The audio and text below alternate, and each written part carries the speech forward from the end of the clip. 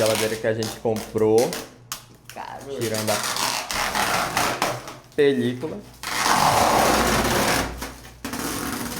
Vamos fazer o seguinte, tirar uma parte daí, vamos ligar ela logo ali, que ela não tá ligada. Aqui já. É que aí não é uma tomada, tem que ligar ali, ó. Pode ligar? Pode ligar ela. A gente já deixou ela um tempo aí desligada pra não dar problema. E agora 3, 2, 1. fez um barulhinho.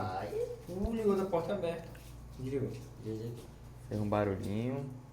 Abre ela aí pra ver. Será que tem que esperar ela gelar? Acho que tem, né? Mas pode abrir ela, né? Abre aqui embaixo. Ah, abre em cima, pô. E os dois? Abre em cima e embaixo, né? Aqui em cima e embaixo. Ai, caraca.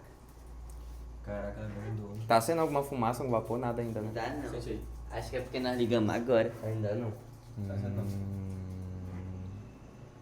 Tá Tá, sendo. tira o resto dos plásticos, vai. Aqui, ó, aqui dentro, aqui, ó. Bora tirar de fora mesmo. Ah, não é melhor deixar ela ver se... Ah, tem que tirar daí mesmo, né? Então tira. Ó, do gelo. Tem até o correio de cubo de gelo aqui.